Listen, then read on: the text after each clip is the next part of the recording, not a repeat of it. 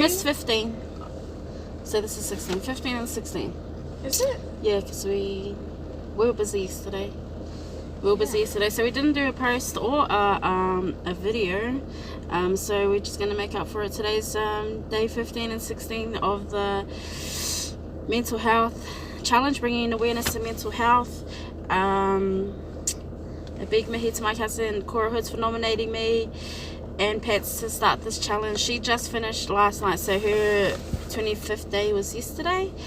And yeah, to see her wrap everything up in her last video and see how far she's come and how therapeutic this challenge is really awesome. I got to see a lot of my cousin that I hadn't seen before, that I didn't even realize happened, and so I think that's a really beautiful thing. And yeah, big kudos to this challenge, and to her bestie Darian for starting it. Yeah, what are we going to talk about today? I think you know what we're going to talk about today. Yeah, so today I wanted to have a chat about something that I've held on to for a long time. I want to tell the story. I think about 7 years ago, me and you met 6 years ago nearly.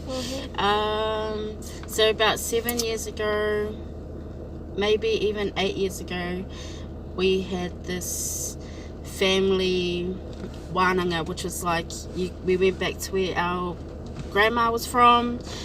We got to learn about her, learn about our culture, learn about all of our old customs and stuff like that, and learn about what it was like to be Māori and be us. And anyway, we went through this little spiritual cleansing, I guess, or something, I don't even know, a spiritual journey.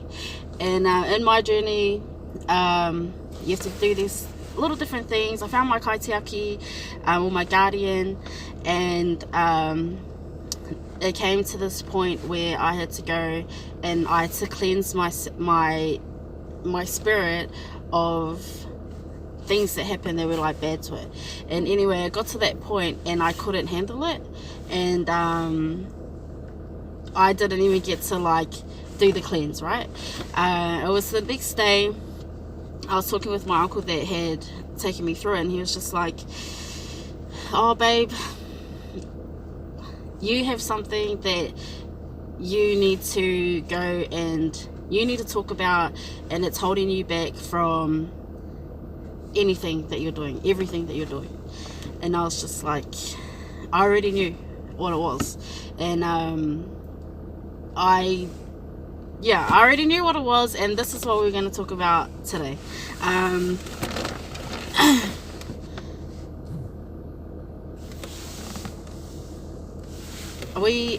I had a conversation with my auntie last night, my mum's baby sister, and it was really good. It was really like eye-opening. I got to hear stories of her growing up and what it was like for her to lose her mum at a young age, and what she went through, the repercussions of that she went through and that she had to live with. That's her story, but I'll let her talk about that. But it really brought things back to home for me, and it made me think about a lot of things, and this topic came back into my mind of everything that I've been trying not to talk about it.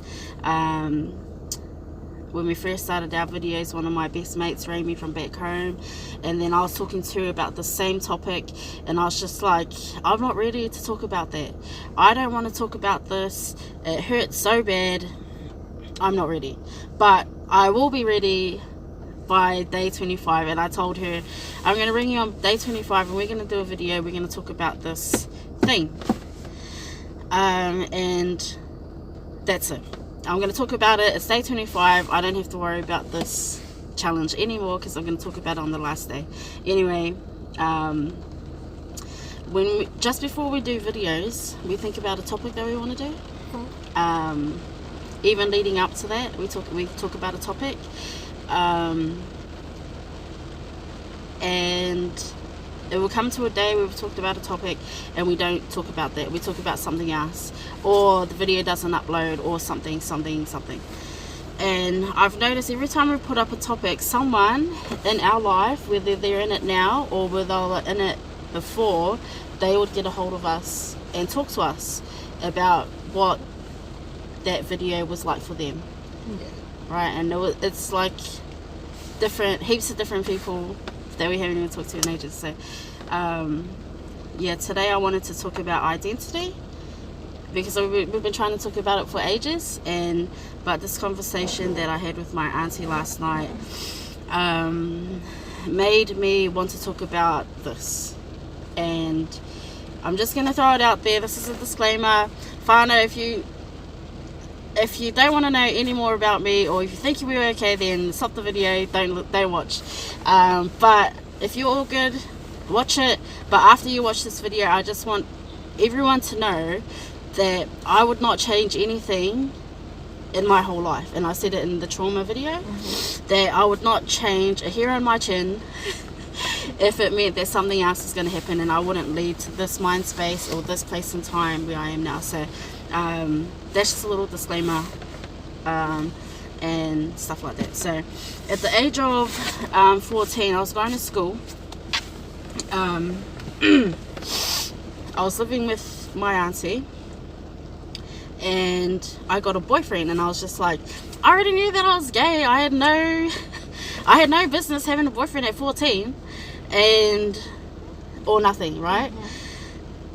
I just did it because like everyone else had a boyfriend, like oh yeah, I want to try and be cool and get a boyfriend. Anyway, I got this boyfriend, and then one time we went to the movies, and then I ended up going back to his house, but I know that I lied to my auntie. I said that I was staying at my friend's house. We went back to his house, and then his mum was there, and she was just like, look, I know that you guys are boyfriend together, but nothing's going to be going on here. And I was just like, innocent kid, I was like, of course nothing's going to happen here. So I don't even know what to do. I wouldn't even know what to do with it. And anyway, all of that happened. We're like, all good. I went to bed in the lounge. Halfway through the night, I remember being woken up, and this boy was on top of me. And and I was raped that night, but I didn't realize it. I was just like, what the hell is this? Like, I don't even understand. Like, I don't know what's going on here. I don't even know what this is. What are you doing? What is that? What are you doing to me? Like, I didn't understand that. It came to the next day. Woke up. I gapped it out of there, and I went to my mate's house, and then I got picked up by my auntie, and then I didn't say anything. And thinking about it now, I didn't say anything because it happened to me, because I didn't even know what it was. I didn't even know what the hell was going on. I didn't say anything because I was like, fuck, I'm gonna get in trouble. You know what I mean?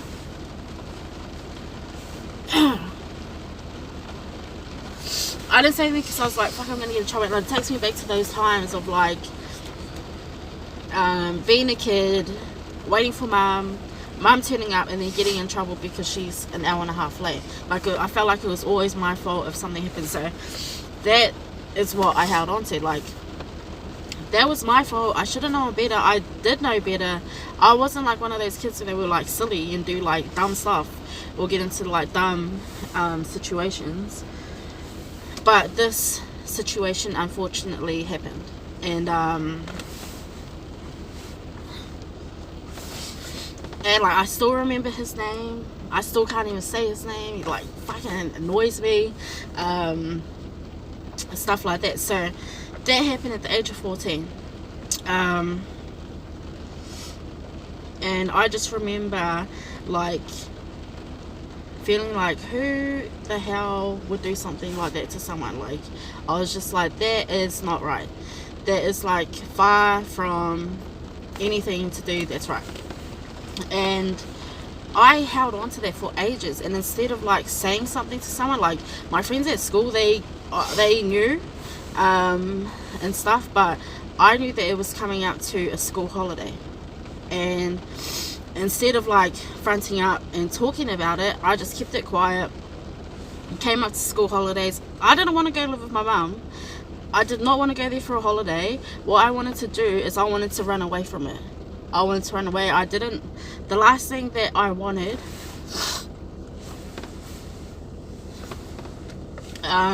was to hurt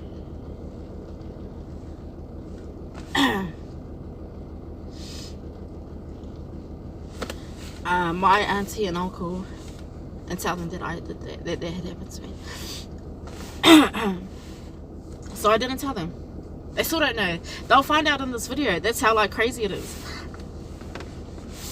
But that's something that like legit, it broke the shit out of me. And I came into school holiday and I was just like, I want to go live with my mum. I want to go see my mum and my brothers. I thought it's gonna be a cool holiday. Trying to make it sound cool anyway. I went to go live with my mum. She lived in this place just outside of Hamilton. I went to go live there. I'll stay there for the holidays, 2 weeks.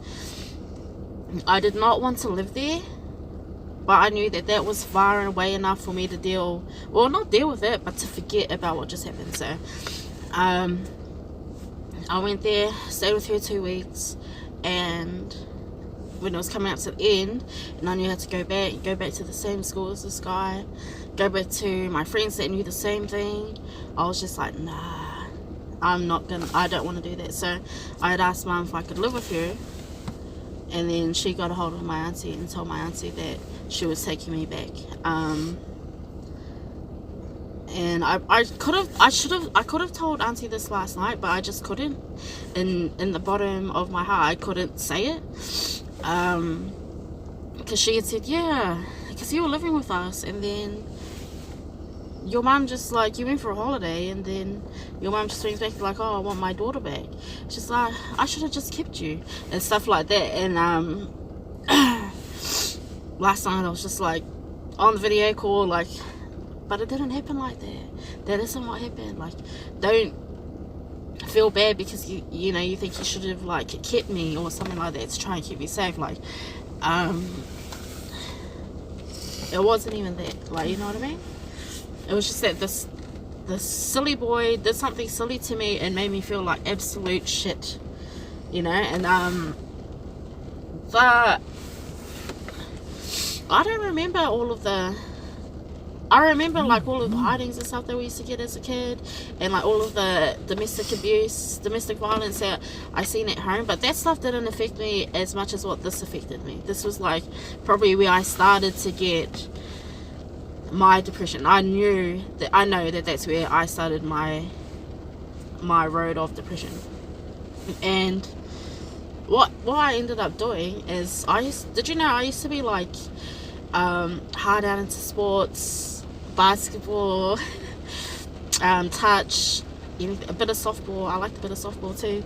Yeah, you did. That's like the gayest of the gayest sports. But I used to love all that. I was like skinny and really athletic. And from that day, I just chucked on heaps of weight. And I didn't chuck on heaps of weight because of like the depression. Like, yeah, I probably did actually, because I was depressed. But I chucked it on because I knew that I would get bigger and I would get stronger, and I could make myself less attractive. But I mean, you already know. Come on. Pretty attractive now. But I chucked on like all of this weight so that I knew if something like that happened again, I could defend myself, because I couldn't defend myself then. I was just like this skinny little chick. I didn't have as much muscles that I have, like, well, strength that I have now, like, you know what I mean? And so that was my goal at the age of 14, was to chuck on heaps of weight, get stronger, so that if this happened again, I could make sure that it didn't. And it was crazy, because a lot, like, you know what, I remember this like conversation I had with one of our mates, and she had said to me, she's like, don't get offended, but, and you know, whenever they say but like that, you know, oh, some offense is just about to be taken. Yeah. But she said, don't be offended, but my cousin had these pills and she dropped heaps of weight. And I remember like looking at her, waiting for the time to be like, wait, when am I going to get offended by this? And I didn't get offended by it. I was just like, oh, that's nice of you, cousin, like, good on her. Like, I didn't know where this was going. She's just like, no, but you know, if you lose heaps of weight, then your mind would be a lot better. But I was just like, my mind is better. I'm all good with my body, because this is what I wanted. I wanted to be a big girl that no one could fuck with, and they don't. Like, no one fucks with me. Like, if they talk to me, I'm like just this big teddy bear. But yeah, it was like fucked up, because I didn't want anyone to treat me like that ever again, to take away my virginity and think that it was okay. Like, I felt paru as fuck after that. I felt like my body wasn't mine anymore. Like, someone just ripped the shit out of me and took my soul, you know. And that's how I felt for years, until I did this. Like, I knew that I was like kind of fucked up, you know, and I was just like, no, I need to do something. I don't want to go see a counselor, because I can't talk about my feelings properly, because I just ended up breaking down and crying. What can I do? So I ended up training to become a counselor. And I ended up like... That's pretty weird. Yeah, well, I wanted to know what kind of questions they ask, why they ask it, and all this other stuff. So I did this one that was a counselling course that came within holistic view. So it was like a multi-world view on counselling. So they didn't give you anything to do with like medication or anything like that, like antidepressants. They didn't do any of that. They got right down to the root of the problem, of where it came from. And then I already knew what it was. We had to do this presentation, and I talked about that was my trauma growing up. That at the age of 14 I was raped by this boy, by this boy that was like 2 years older than me. I mean, I had no reason to have a boyfriend at that time, but I mean, I just did. I was just being silly, and I was raped. But this course helped me find me again, and helped me love me again, because at that time I didn't know anything to love, because everything had been taken out, you know what I mean? But it helped me find myself again, and it gave me a lot of tools to not get over it, because I'm not over it, but to help rebuild myself again. And then that's where I found that's where I found myself. And then after that, I went from that, and then I went to started to learn a lot about like injustices and stuff, and I became a protester. Activist. I became this activist that was like fighting for injustices, and it could be like anything. It was anything that all my other friends were like fighting against, mostly around like indigenous, like Māori topics or something like that. I'll go out and I'll just be an activist around stuff like that, because I wanted to fight for something, fight for injustices, because I knew that an injustice was happened on me, and I wasn't strong enough at that time to fight for it, but I am now. And that's what I did. I went out and I wanted to become an activist. Then after that, I became a Mormon. And then I got to learn a lot of other stuff. Like, I've been through all of this, like trying to find myself, courses or groups and stuff like that, to just try and find and fill that empty vessel that I had.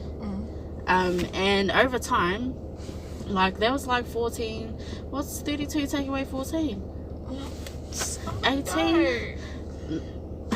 It was a long time ago, 18 years ago, of feeling that unworthiness that grows, that paru as feeling, to like slowly going through my course, then becoming an activist, then becoming a Mormon, then just like becoming a lesbian. No, but you know, finding other things to fill my heart back up again, and to find some self-worth. Self-worth.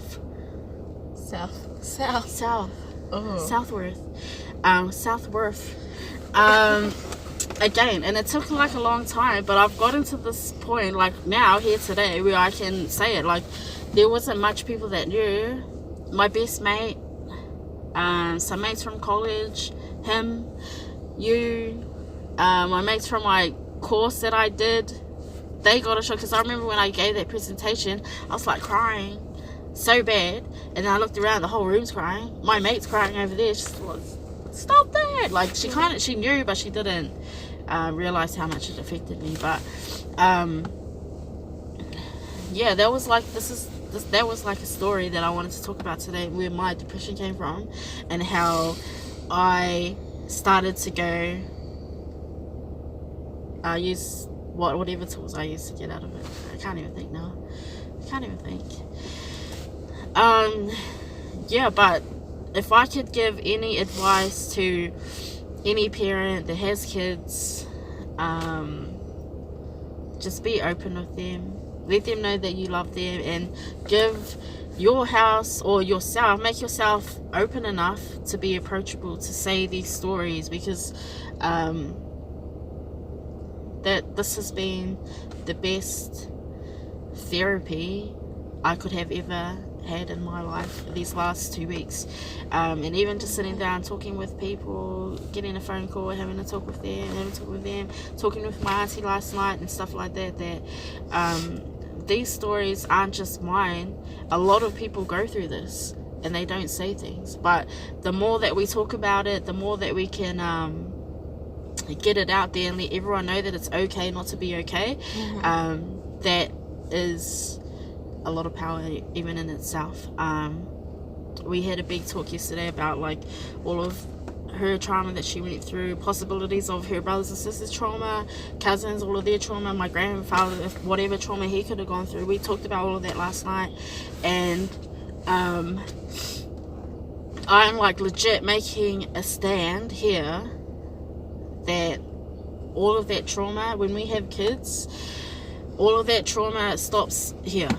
It stops with me. It doesn't carry on.